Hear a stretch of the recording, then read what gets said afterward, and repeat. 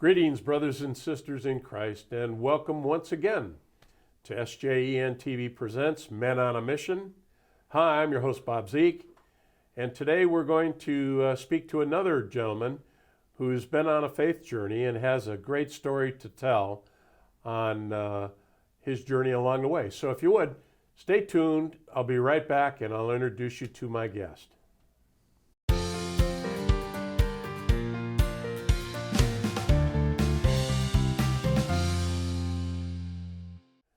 Hi, welcome back to the program, Men on a Mission. I'm your host, Bob Zeke.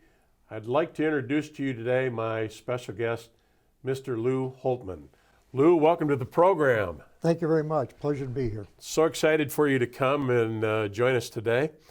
Well, as this program is all about, men are on a mission and a mission in life with their faith. And certainly you have a faith story to share. So before we get into the particulars, let me ask a couple of questions about your background. Lou, were you born in the faith? Tell us a little bit about your early years. No, I wasn't. Actually, I'm a convert to the faith. Okay. Back in 1967, 66 or 67. Okay. And I was, my aunt and uncle were very much Catholic, and through their influence, joined the church. Is that right? That's a fact.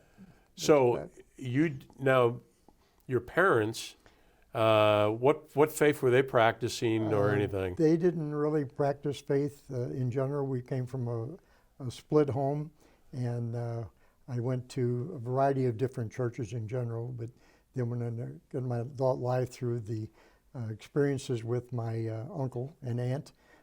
Really? How old were you? Let's see. I was probably 18, 19 years old. Is that right? That's So what was it that attracted you to the faith through your aunt and uncle?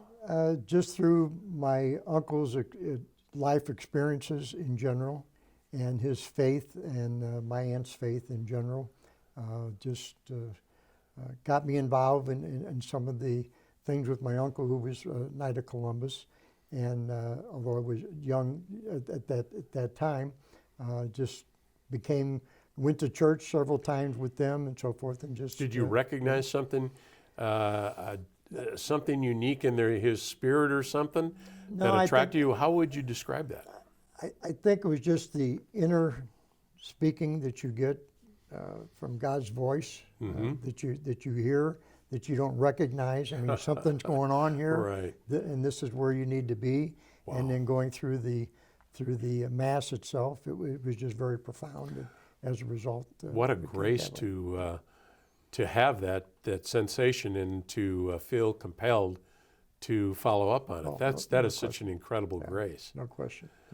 So, what was the reaction of your parents and all that when all of a sudden you decided to become Catholic? Not much, because my aunt was Catholic, and so I mean they knew the Catholic faith, so there really wasn't any issue. So did you go through RCIA program, or how did you come in? No, I through my uncle, and then through the local parish priest and so forth, and was baptized and so forth, and went through the normal circumstances. Went down to the basilica and was sworn in, and here we go. Yeah, sworn in. Here we go. Yeah. You were originally then from St. Louis? Is that where you're from? Right, okay, sure. So all this took place in St. here. Louis, right there. Okay. Absolutely. All right, so you enter the church and you feel this calling in your heart and you answered it. And then what has happened along the journey for you? Well, my particular journey is not much different than yours or the next guy. Everybody has a story. Everybody has a There's story. no question about it. But I guess my faith really was challenged back in 1996 when we lost 4 family members in a crossover accident. And when you go through that situation, you doubt your faith for sure. You're mad at God, to say the least. But through the priest of our particular parish took me under their wing and who saved me from myself. Who are you speaking about now, your family? Well, my daughter, Kristen, who was just shy of her 5th birthday, my wife, Teresa, and my sister-in-law, Tamara Mindorf, and her son, Brandon, who was 10 at the time. All four of those perished through that accident. Terrible. And then two nephews, one was injured rather severely, and the other one was pretty much bumps and bruises. But my brother-in-law and I obviously went through a very difficult time, Horrible, and our horrible. faith certainly had brought us back to some kind of Well, normality. forgive me for backtracking a little bit then. So you were married. Mm-hmm. You and your wife, was your wife Catholic too then? Yes, And- she was Catholic. All right. So, and how many kids do you have? Well, I have 4 children, 1 deceased, Okay. and my current wife, she has 4 children, so 8 altogether, and we have like 20 grandkids and half a dozen great-grandkids. What a terrible thing to But, go through. it's just part of one of life stories. Now again, Yeah. mine's not much different than yours or someone else's. Everybody has had tragedy in their life, Sure. but they have found through faith to come out of it and go forward. So how did you deal with this then? Who helped you along the Well, way? the late Father Ross, I can't Is your speak. local pastor? Associate pastor at St. Catherine Labouré. Okay. And Father Urban Osushi, he's actually from Nigeria, and he was at St. Catherine from Nigeria. He was going to school at WashU, and he was stationed there at St. Catherine at the time. Funny, you would never think that somebody from Nigeria would have so much of an influence on you as a Catholic man, but nevertheless, that was the way it was. My daughter actually, after Mass that he celebrated, we always stop and talk to the priest on the way out, and my daughter at the time asked him to come to dinner. And Father Ross would come periodically to dinner at our home, and she just felt like Father Urban should come. So that's how we met Father Urban. That's awesome. And he became very instrumental in saving me from myself, I'll say, for lack of So a he better term. truly was Oh, no another question. Christ for you then. Absolutely. Christ Yeah. put both of those wonderful priests in my life to save me from myself. Absolutely. And I can't speak enough and say good things about our priests. You know, we hear all these bad things about all the church and the priests and so forth. There's so many more good priests than there have been bad Right. priests by any stretch of the imagination. Well, they definitely are our spiritual fathers, and Absolutely. they take care of us, their spiritual children, Sure. especially in good times and in And bad. horrible times. Yeah, they baptize us, Right. they marry us, and they bury us. What do they say? Hatch, match, and dispatch. Absolutely, no question. And their sacrifices are far more than mine or yours Right. or anybody else's. Their sacrifices through life is unbelievable. It really Well, is. as you say, there's sad times. I know I've experienced that in my own life. I think I mentioned to you early on that we lost a 2-year-old who was run over by a truck here a couple of years ago. And it's a terrible, terrible thing to deal with. Absolutely. Terrible thing to deal with. So you are coming into the church, married into the church. How would you describe your spiritual life then, up until that time after you got married, this tragic accident? Were you're just faithful Catholics going to Mass every Sunday? How you just normal, traditional? Sure, I think the average parishioner, per se, you know, you go to church, you hear the sermon, the church puts out information needing help for X, Y, Z, and you volunteer for that. And nothing out of the ordinary. I can't say that I was hit over the head by any means to do this, that, or the other. But living you the just sacramental life. Living a sacramental life and going forward. Okay. Sure. And then this tragedy transpires, and you're a broken mess and trying to make sense of everything, as we're all prone to do, trying to understand why did this happen, all these Oh, absolutely. questions that every person asks. Sure. So the answer came for you, or at least to make some sense of it, in the person of these 2 priests that intervened on your behalf. Absolutely. How would you describe that then?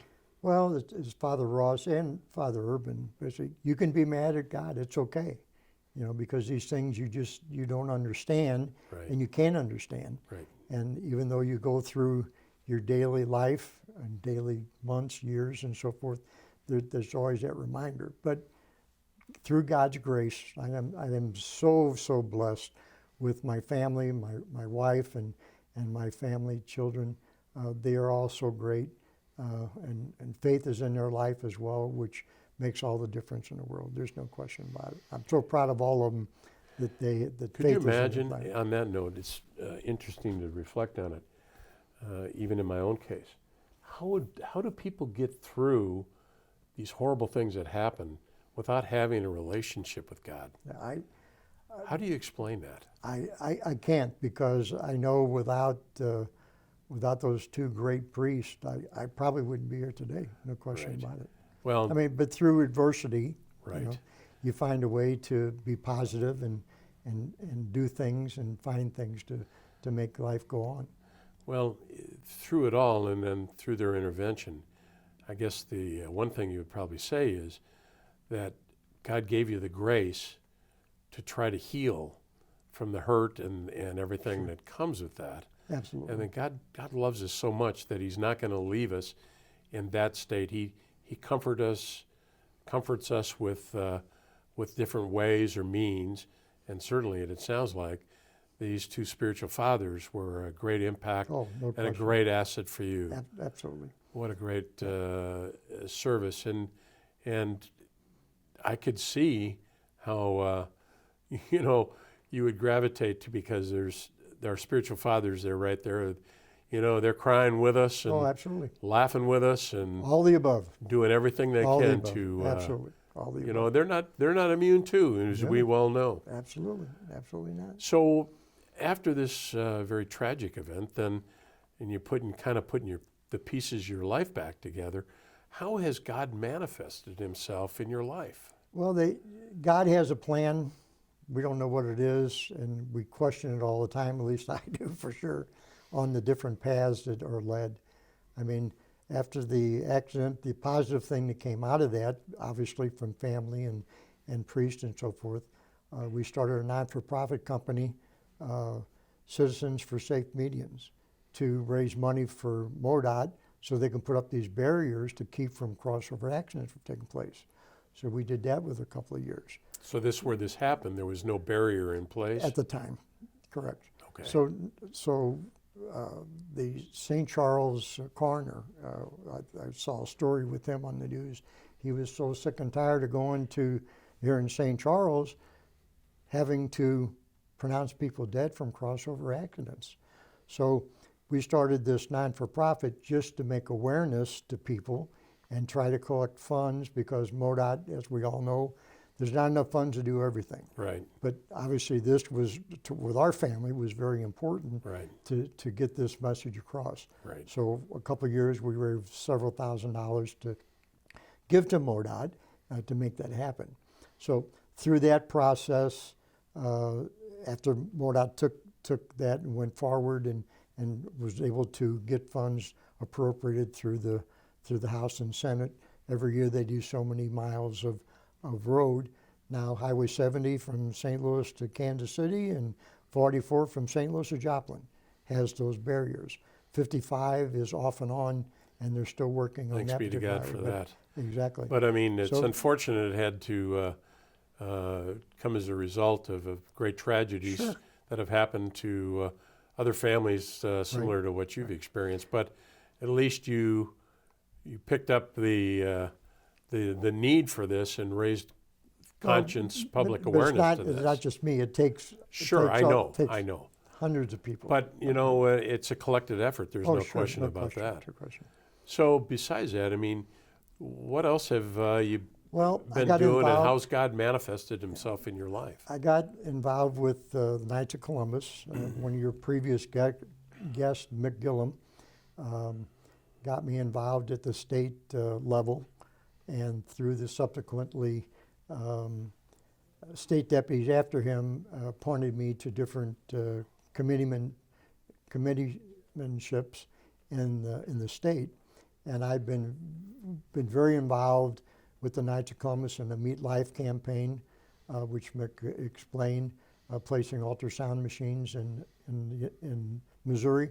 Right. Almost 50 all over the state. That's but amazing. the Knights of Columbus as a whole, all over the United States, have placed 1,200 machines saving babies. That's so great. pro-life obviously is a big part of our family. Let me ask you a question. You mentioned early on, if I'm not mistaken, was it your aunt and uncle who you were inspired by their witness to the faith to get involved? I think you mentioned, did your uncle, was he active in the Knights of Columbus? My uncle was a Knight of Columbus with the Santa Maria Council, and he was a Grand Knight at one time. Okay, all and right. he was part of the Honor Guard, Okay, which is I am currently today as well. okay. So through going to their hall at various weekends or whatever for whatever functions, that kind of planted the seed, even though you didn't know the seed was planted.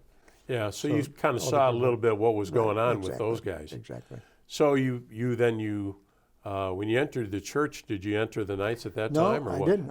I didn't join the Knights of Columbus in about 1998, I think. Okay. So there was a long period that I knew about the Knights of Columbus, but I Yeah. had not joined. So for men watching this program out there, how would you describe the Knights of Columbus and the impact it's had on your life? The Knights of Columbus has reinforced our faith with all of us. We're better men, we're better husbands, we're better grandfathers through the experience of the association with all these Knights.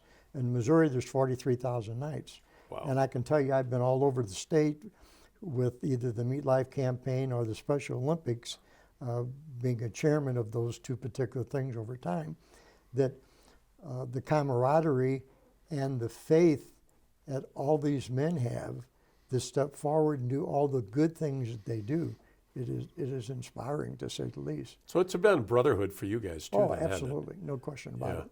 And you mentioned, let's touch back on some of the other things apart from the Knights of Columbus that you've been involved with. I know you're very active in your parish now. How has getting involved in parish life enhanced your own spiritual life? Well, whether you are doing the adoration, or whether you're helping out with ushering, or whether you help out in our particular parish, we help out with East Side Home, where they build a home for for people on the East Side every couple of years. So a number of parishioners go over and help with that process in general. So there's a number of things that the parish needs from their parishioners. Aside from their talents and their funds, they just need you to come up and help do things at the parish level. Just putting faith in action, isn't it? Exactly, absolutely. So what has that meant to you? Well, it's a giving back, so to speak, because I am so blessed. I enjoy giving back my time and what little talent I do have with the church, and that recognizing that the help is needed and you're willing to do it. They're very, very appreciative, to say the least. That's amazing. And I was looking at your bio and all that. I know you've been involved in Special Olympics. Why don't you tell our viewers a little bit about that? How did you get involved in that, and how long have you been dealing with that, what have you? Well, I was with the Meet Life campaign for about 5 years, and then the state deputy asked me to go over to Special Olympics. And as Mick indicated to you earlier, we raised over 4 years $1.2 million plus for Special Olympics Missouri. Special Olympics Missouri has built a new life training campus in Jefferson City, the only one of its kind in the nation. Is that right? What is that all about? What's that all about? Well, aside from the normal fields that they participate with and basketball courts inside and so forth, it has a weight room, and it also has a medical inn, and that's something that nobody has done before. So they have doctors and nurses come in and see all these kids from time to time with physicals. They check their eyes, they check their ears, they check their teeth, they check their sight, they check their feet. These are things that these kids need. Sure. Because the average home can't afford some of these things. Yeah. Special needs kids. And these kids are, I'm telling you, they Nothing but oh love. my gosh, I call them the loving kids That's because right. every time they Nothing see but you, man, love. they're hugging you and thanking you and so forth. But I mean, Sure. 43,000 Nights did an outstanding job in raising funds for that So facility. how long have you been working with the Special Olympics then? 4 years. Yeah. Okay. And I was just asked by the new state deputy to continue for one more year. I think somebody won an award for that, didn't they? Well, yeah, Tell us about winning the award. well, I'm very humbled that I was chosen as a volunteer of the year for Special Olympics for last year. Um, it's nothing really that I've done. It's what all 43,000 Knights Sure. have done. We help out at their games, summer, winter, spring, and fall, and we help out with a variety of different things, selling raffle tickets that they do once a year to raise funds and so forth. Right. So there's a number of things that you can assist with Special Olympics. And I have to give a shout out to Mary Noswanger. She's just a great ambassador for Special Olympics and has done so much for them That's here in the state of Missouri. here in the state of Missouri. Okay. Correct, yeah. So it's been, your journey has been rather unique. I mean, coming from sort of a non-denominational home, and you are a young man and you're influenced to seek out the Lord through the faith. So how would you characterize now when you think back over all these years and through the very difficult times in your life and all that, how much your faith really means to you then? Well, I can tell you my lovely wife and my children, everybody believes that there is a message that we need to do. We need to listen intensely to Christ as he speaks to us, and he speaks to us in different ways, for sure. How he speaks to me may be different than he speaks Sure. to you. Right. But if you find it in your heart to be faithful, Right. and you follow your faith, regardless of what that faith is, if you follow your faith and you follow the path, many blessings will come your way. And I can tell you, many, many blessings have come my way, without a doubt. Well, having discovered that then as a young man and what it means to you, and you can see it clearly means a lot to you, how are you trying to pass on that baton now, or that flame of faith to those you come in contact with now? Well, I'm on the latter part of life in general. I'll be 75 next month. Right. So I'm trying to pass on to the younger generation of all the good things that God has done for me and what God needs us to do for our fellow man. Our world is such a turmoil these days. It's just unbelievable. It's almost recognizable. Right. I am the generation from my aunts and uncles. Right. I mean, all those folks have gone before us along Right. with the parents. So we are now that generation. Right. And it's really difficult to bring that message that the next generation or the next two generations are really listening to. Some people, they look at faith as outdated, outmoded, superstition, yada, yada.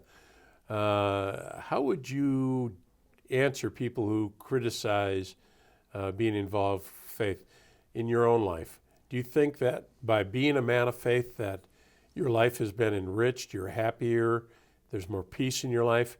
How would you tell somebody who's questioning, oh, I don't know, that's all from the, you old people and all that. Yeah. How would you answer that? All of the above that you just mentioned. But in today's society, we have become, in our faith, I mean, I'm proud to stand up for our church. I'm proud to stand up for our priest. And the people today just don't realize the hard work that you have to do with your faith. You can't just go to church on Sunday and say, okay, I'm Catholic and that's all I need to do today. Right. Christ has asked us to help our fellow man, to help those who are in need. And it's really difficult to get people to pay attention because their attention span is so short. Right. There's so many distractions today. Right. When I was growing up, boy, you had a TV, you had 3 stations if you were lucky. Okay? Yeah. I mean, Yeah. what did you do? You went to your family weekends to this uncle house or Right. that aunt's house Sure. and so forth, and you shared Right. with their kids, your cousins, Right. and you shared with them. You really got to know your uncle or your aunt. Well, Today, kids can't say that. the most amazing thing on your story too is the unfortunate, terrible tragedy of losing 4 family members in this terrible vehicle accident, and yet to find something to anchor onto and to go on, that they are no longer here. You'll meet them again. We trust that, but God has given you the grace to have a meaningful life and to continue to find peace and happiness in this life, and understanding even when terrible things have happened. Sure. Well, without the support from my wife and my older children and my grandchildren, I mean, that shows me every day, their faith, their happiness, and their happiness with me, for what little success I've had, if any. Yeah. But I tell everybody, it's not, I'm just one person of many that have made all these things happen for us, for me in general. So when I get these awards from time to time, it's awards for my family. It's awards for all the people that helped me get the things that were necessary, whether it's in a Meet Life campaign or Special Olympics. Those just happened to be things that happened. It wasn't the motivation that. Absolutely not. Nobody does that That's right. for motivation. That's right. For sure. Well, I can definitely tell by talking to you, Lou, and listening to you, that God has a very special relationship with you, and He's very prominent in your life, because I see a joy-filled man, a man of peace, a man who loves God tremendously, and what a tremendous witness you are for that. And so I'm going to give you the Bob Zeke Award for at least living the faith and being a witness to the love of God. So I appreciate it. Well, a lot of people, I've been associated to great people in my life that are of faith and of honesty and integrity. Mick Gillum, the past state deputy, past Supreme Director, Walt Morrow, who happens to be a retired sergeant in the police department, Jack Struckoff, one of the members of Knights of Columbus. These guys have been at my side the last 20 years. All brothers in the Lord. All brothers in the Lord, absolutely. That is great, fantastic. great people. Fantastic. Well, listen, I want to thank you on behalf of the network for being my guest today. Thanks so much My for pleasure. sharing your story. My pleasure. And I want to thank all of you out there for tuning in and watching this program. Appreciate you sharing it with others. Let people know that SJEN TV is producing programs like this and sharing the faith. And I want you to know that we at the network are praying for you and your families. I'd ask you to please pray for us, pray for our mission that God has given us. This St. Joseph Radio and SGAN TV have been in business now as a not-for-profit for 39 years. And if you wouldn't mind, if you are looking for a good charitable organization to support, we'd be most appreciative, because like so many others during this terrible time of the COVID crisis, we're seeing a dip in our contributions. But on behalf of everybody then with SJEN TV, here's wishing you God blessings to you and your families. And until we see you again, take care.